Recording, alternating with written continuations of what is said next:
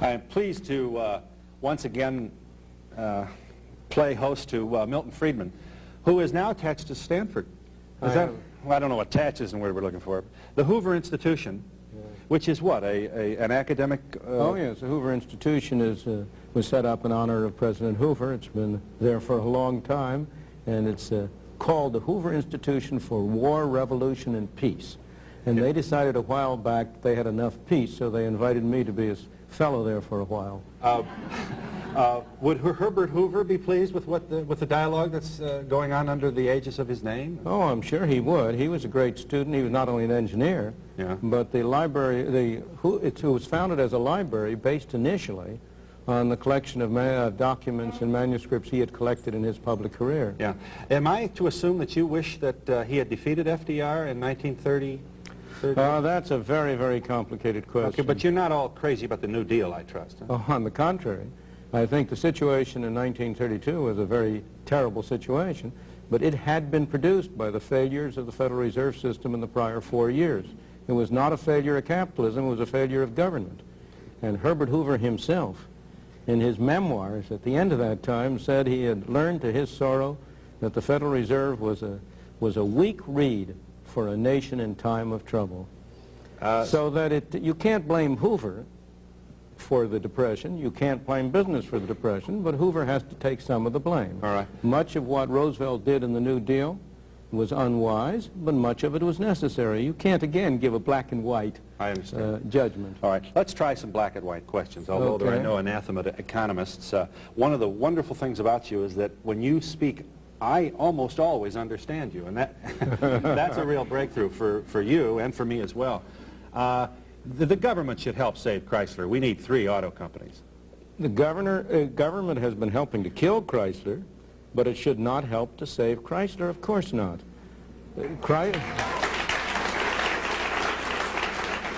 This is a private enterprise system. It's often described as a profit system, but that's a misleading label. It's a profit and loss system. And the loss part is even more important than the profit, because it's what gets rid of badly managed, poorly operated companies. What does? Losses. When Chrysler loses money. Oh, I see. So, all right. When Chrysler loses money, it's got to do something. When Amtrak loses money, it goes to Congress and gets a bigger appropriation.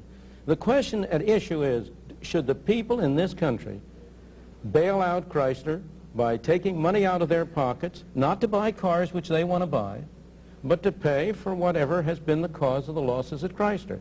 Government has been responsible for many of those losses by unrealistic regulations and rules, but they've affected all of the companies. You're not going to condemn regulations regarding emission and... I certainly am. Of course I'm going to condemn them. Why not? Because if we don't have them, you're not going to be able to breathe, and you and I will not be in our senior years able to sit around and argue with each other. Well, those are assertions. They are statements that are made, but they are far from being correct. The fact is that pollution was going down long before we had any emission requirements, and it would go down without them.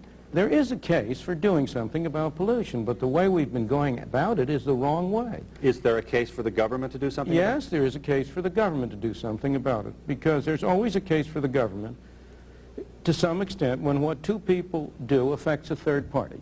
There's no case for the government whatsoever in mandating airbags, because airbags protect the people inside the car. That's my business. If I want to protect myself, I should do it at my expense. But there is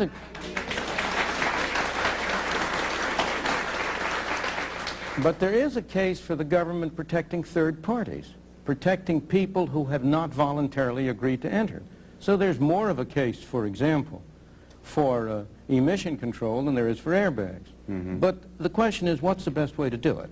And the best way to do it is not to have bureaucrats in Washington write rules and regulations saying that a car has to carry this, that, or the other. The best way to do it is to impose a tax on the amount of pollutants emitted by a car and make it in the self-interest of the car manufacturers and of the consumers to keep down the amount of pollution in that way. But how would you put a monetary value on particulate matter which is emitted from the end of an exhaust pipe? You do it now. What do you mean, how do you do it? You now require people to spend something like $500 per car for the purpose, supposedly, of reducing particulate matter, which means for the purpose of giving them an incentive to disconnect the equipment that's supposed to reduce pollution. You mean the owner? People are going out of their way. Yeah. Same with the buzzer. I assume that you... have you ever met Ralph Nader? Of course, I've debated Ralph Nader many times. And I assume you feel that... what is it that troubles you about him? I think he's wrong.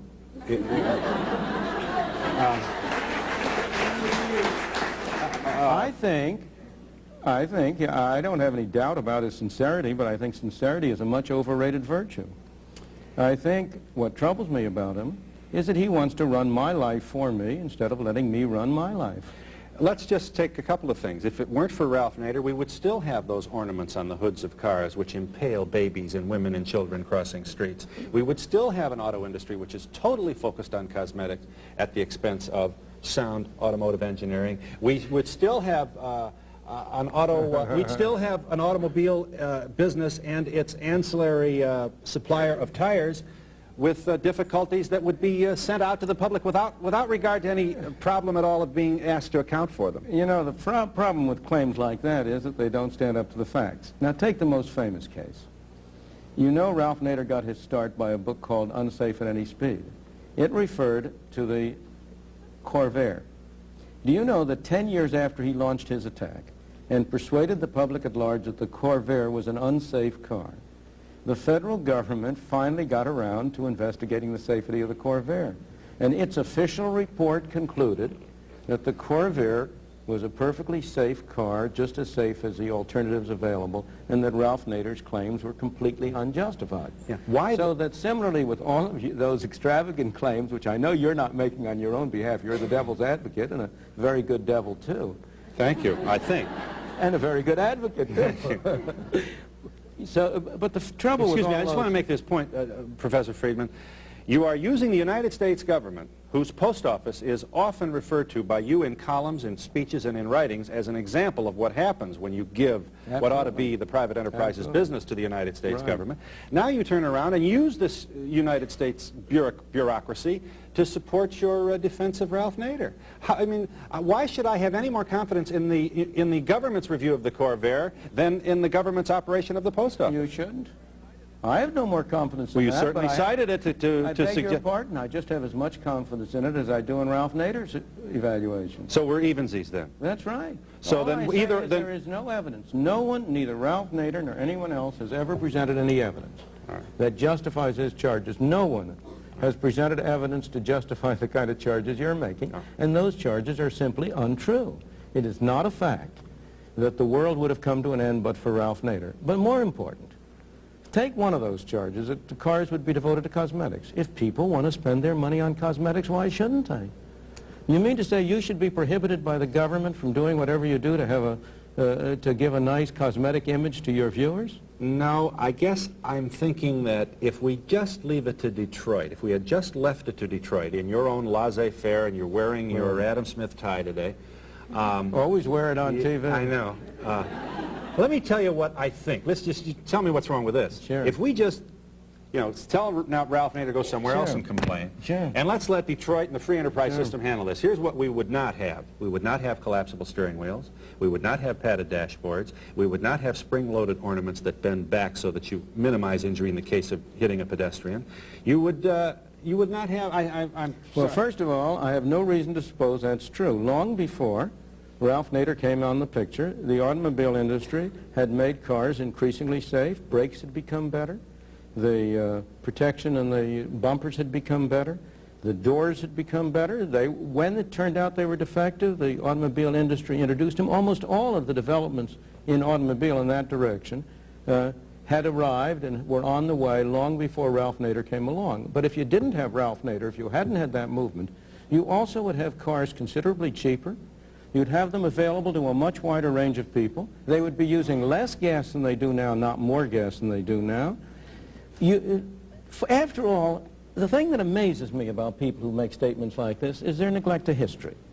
This country went for close to 200 years without a Ralph Nader and without these regulations. And that was a period in which this country had its greatest growth, in which people streamed to it from all over the world and were able to make a better life for themselves and their children. If you take the automobile industry in particular, since Henry Ford really revolutionized it, it transformed the nature of life in this country. The automobiles improved tremendously. They came down in cost relative to other goods. The effect of the kind of regulations you now have has been to make automobiles not more safe, but less safe. Why?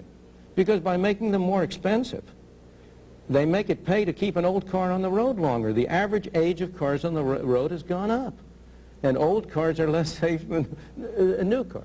By making